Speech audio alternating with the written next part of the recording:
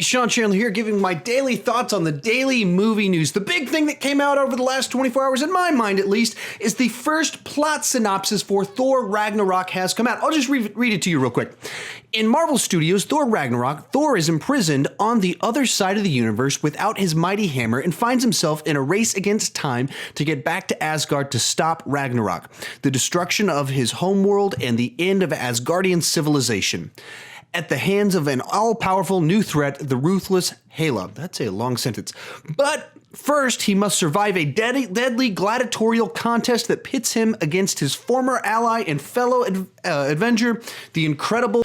So, what are my thoughts on that? Well, before I get into my thoughts, how about you give your thoughts? What do you think about this plot synopsis? Does it line up with what you were thinking? How do you think it compares to the other ones? Tell me in the comment section. But with all that said, here's my thoughts on it. I kind of love this synopsis right here. I've made it no secret that the Thor movies are probably my least favorite franchise within the MCU greater franchise. And the first one's good enough in that kind of middle of the road origin story, maybe even my least favorite of the origin story type ones. Thor: The Dark World is like the most forgettable and boring of the Marvel films to me. And so this is a franchise that I'm looking to give me a story, give me a plot that I get pumped about, and I hear gladiatorial battles, and I'm in. I'm sold. And then you combine that with he's fighting the Hulk in a gladiatorial battle. Sold. Add to that, Doctor Strange is definitely making some sort of appearance to do something. I'm hoping more than less. Sold. So all that to say, I love this plot synopsis. I thought, this just sounds exactly like what I kind of wanted them to do with some of the rumors that we were hearing, maybe Planet Hulk type vibe. All of that seemed really good. And even they couldn't really do, Planet Hulk's a little bit tricky for them to do because some of the rights for the character of the Hulk are still with, I believe, Universal. And so then basically they take Planet Hulk and they find a way to do that story by like shifting it over to Thor to kind of jump through some loopholes and stuff like that. And I love that too, that there's a little bit of game and showmanship going on there.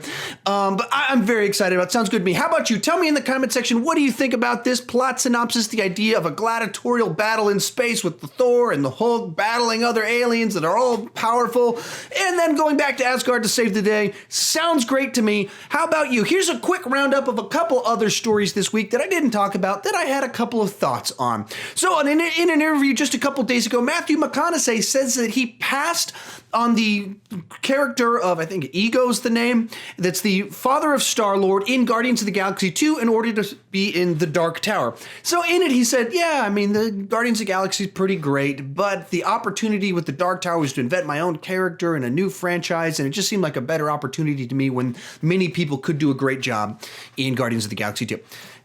Very classy quote. Nothing really newsworthy there. It's just kind of interesting that you get these two actors that aren't totally different in Kurt Russell and Matthew McConaughey. They're not radically different, but they're pretty different. And the fact that he went different directions. I don't know about the Dark Tower, so I can't really comment on it as a thing. But as for the idea that they went from Matthew McConaughey to Kurt Russell, here's the thought that came to my mind when I heard this story. Chris Pratt is 37. Matthew McConaughey is 47. Now, I don't know all the ins and outs of alien planet biology, especially planet head guy. I don't know how any of that works. But 37 to 47, that's a pretty young dad right there for a 37-year-old man. So, and I totally get it. Alien planet, probably CGI, all that makes total sense. It's just a little bit weird to cast a guy that's only 10 years older than our Star-Lord friend. It's an odd choice, whereas Kurt Russell, you go, yeah, of course that makes sense. And there have been things in the past somewhat where Sean Connery is only 12 years older than Harrison Ford, so him playing Indiana Jones's dad didn't necessarily make the most sense. But even in that situation, Harrison Ford had a full head of dyed hair, and Sean Connery had a bald head of gray hair and a gray beard, so they looked much larger of a gap in the situation. Whereas Matthew McConaughey, when you think about him, you don't think old 60-year-old man that could be the father of guy in his late 30s. You still think of the cool surfer dude that's getting a little bit older, starting to show a bit of his age, and you could believe he's in his 40s.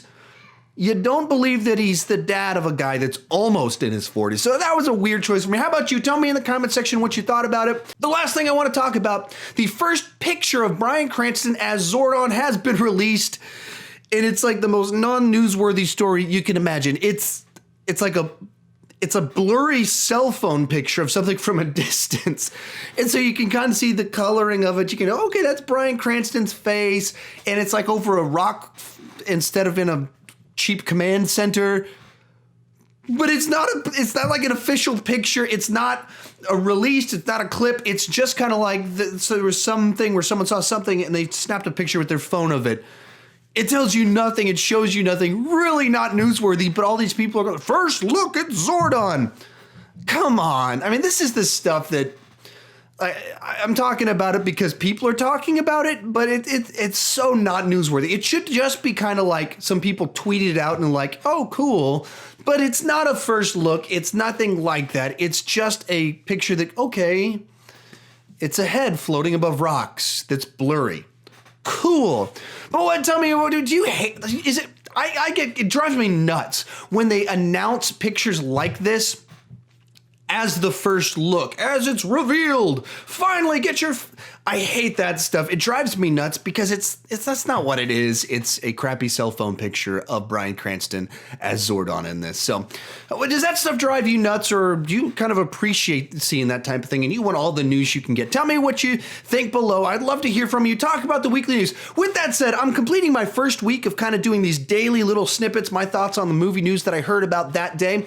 And I'm looking to learn and grow. I've tried to do each episode a little bit different. So whether that's using my cell phone, or whether using it on a computer, I'm trying to do different versions of it. This one's got a little bit of production to it. What are your thoughts? Any feedback for me? I'd appreciate it. If you get mean, go ahead and send me a private message so it's not publicly trashing me. Just a thought. But thank you guys so much for watching. I would appreciate your thoughts on it as I'm trying to figure out what I want to do with this new series that I'm working on. And as always, thank you for watching.